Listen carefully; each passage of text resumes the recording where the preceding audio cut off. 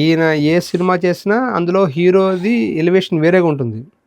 So, ఇటువంటి cinema director మళ్ళీ అంటే కింద నుంచి వచ్చి సక్సెస్ అయ్యి మళ్ళీ కింద పడిపోవడం, వరుసగా ఫ్లాపులు రావడం.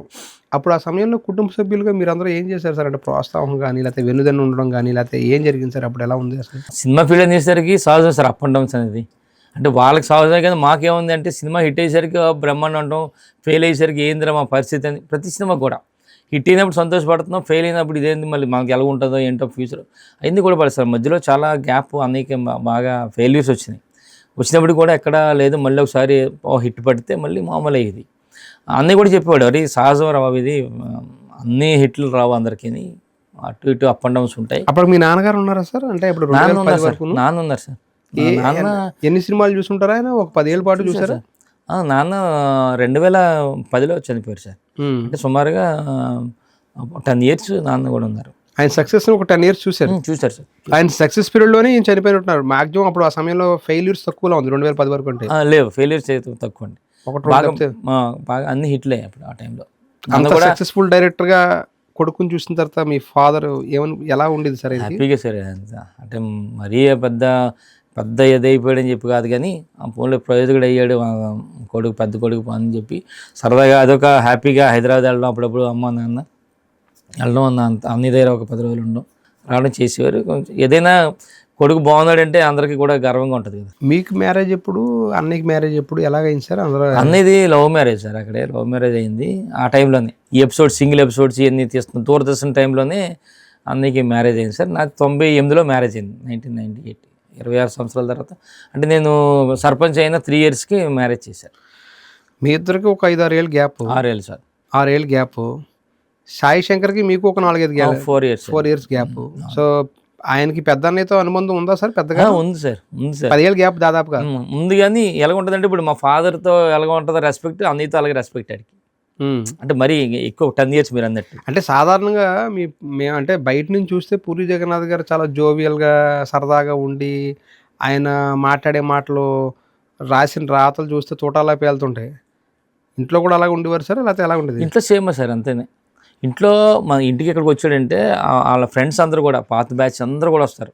సరదాగా అన్నయ్య ఫోన్ చేస్తాడు, రమ్మంటాడు వైజాగ్ కానీ అక్కడికి కానీ అందరూ.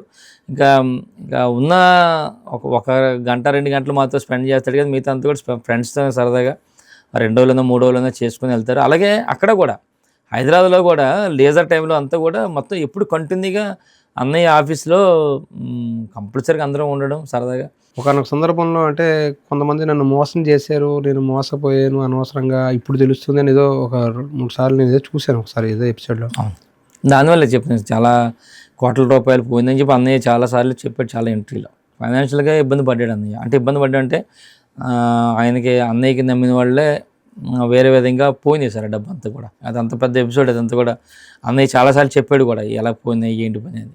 ఆ టైంలో మేము కూడా వెళ్ళినా మేము చేసేది ఏం లేదు. ఇంకా ఫైనాన్షియల్ మోరల్ సపోర్ట్ ఇచ్చేవారు సార్? మోరల్గా ఉంటాం సార్, కంపల్సరీగా ఉండేవాళ్ళం. ఎంత పోయినప్పటికి కూడా మెయింటెనెన్స్ అదే. అన్నయ్య మెయింటెనెన్స్ అయితే ఎక్కడ తగ్గించేవాడు కాదు. ఒక రేంజ్లో ఇప్పటికీ కూడా హిట్లా ఫట్టా ఏదైనా సినిమా పోయినా, సక్సెస్ అయినా, ఫెయిల్ అయినా సేమ్ అదే మెయింటెనెన్స్. సరదాగా 10 మంది ఉండడం, 10 మందితో సరదాగా కూర్చోవడం, అంతే తప్ప ఎక్కడే ఇప్పటికీ కూడా ఫెయిల్ అయ్యామా పాస్ అయ్యామా అనేది కాకుండా ప్రతి సినిమా కూడా ఇంట్రెస్ట్గా చేస్తాడు. అది ఎవరిది వల్ల ఒక హిట్ అవుతుంది, ఒకటి పోతుంది. పూరి జగన్నాథ్ లాంటి సక్సెస్ఫుల్ డైరెక్టర్కి, సెన్సేషనల్ డైరెక్టర్కి బ్రదర్గా మీరు ఉండడం ఎలా అనిపించింది? ఏం చెప్తారు దాని గురించి? చాలా అదృష్టం కదా సార్ నాకు. ఎందుకంటే నా అన్నయ్య అంత పెద్ద డైరెక్టర్ అయ్యాడంటే, చాలా మంది పెద్ద డైరెక్టర్లు ఉన్నారు, అందులో ఒకడు మా అన్నయ్య అయ్యాడంటే నాకు చాలా గొప్ప, చాలా గర్వకారణం కూడా. నాకు అదృష్టంగా నేను భావిస్తున్నాను. ఇంకా అలాంటి ఆయనకి నేను తమ్ముడిగా ఉండడం నాకు నిజంగా, ఇప్పుడు ఎక్కడికి వెళ్ళినా సరే నిజంగా నాకు ఇప్పుడు చెప్పాలంటే నేను అసలు ఈ పొలిటికల్గా ఫీల్డ్ రావడానికి కారణం బేస్మెంట్ అన్నయ్యే. మా పూరి జగన్నాథ్ డైరెక్టర్ అనే బ్రాండ్ మీద నేను పొలిటికల్గా ఎంటర్ అవ్వగలిగాను. సార్ జగన్ సార్ కూడా, జగన్మోహన్ రెడ్డి గారు కూడా ఫస్ట్ నాకు అదే కదండి సార్, నాకు ఫస్ట్ బేస్ అదే. దాని మీదే అలాగా నేను వచ్చాను. అలాగా జగన్ గారు మెచ్చుకొని నేను అలాగ కంటిన్యూ చేశాను. ఫస్ట్ బేస్ అయింది. తర్వాత మీ యొక్క పనితనం, మీ తమ్ముడికి మీకున్న అనుబంధం ఏంటి సార్? బాగా ఉంటాండి, మామూలుగా ఫ్రెండ్లీగానే మామూలుగా కూర్చుంటాం, అరే అనుకుంటాం ఇద్దరు సరదాగా. అది కూడా సినిమాలు ఫస్ట్ అన్నయ్య 143 తీశాడు తమ్ముడితో. మంచి పాటలు ఇప్పటికి కూడా నాకు బాగా గుర్తు, చాలా మంచి పాటలు ఉన్నాయి అందులో. మంచి బాగుంటుంది సార్ సినిమా కూడా.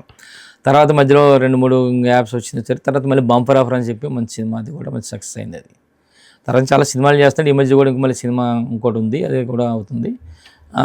తమ్ముడు కూడా అక్కడే హైదరాబాద్లోనే ఉంటాడు, అక్కడ కూడా ఫ్యామిలీ అంతా కూడా అక్కడ ఉంటారు. అప్పుడప్పుడు కలుస్తూ ఉంటాం, నేను వెళ్తూ ఉంటాం, వచ్చేస్తాను. అకేషనల్గా అయినా ప్రతి సంవత్సరం సంక్రాంతి పండగ ఇలా అదే ఉండదు సార్, అదే ఉండదు. మొన్న ఆ మధ్య ఇంటి దగ్గర పూజ చేసాం, వచ్చారు సరదాగా అందరూ ఫ్యామిలీస్. అలా తప్ప ఈ పండగలు అనేది ఇంకేం ఉండదు వీళ్ళకి.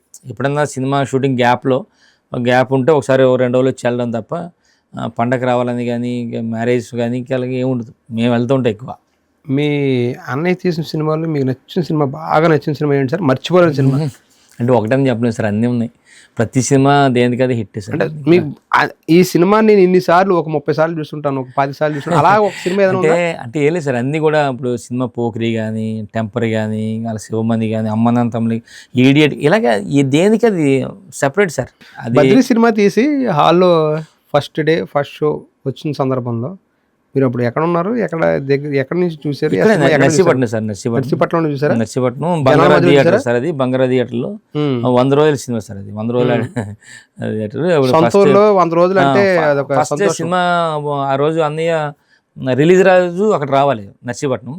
అయితే ఆ రోజు ఏదో ప్రాబ్లం వచ్చి హైదరాబాద్లో ఉండిపోవాల్సి వచ్చింది. మర్నాడు వచ్చాడు సెకండ్ డే వచ్చాడు.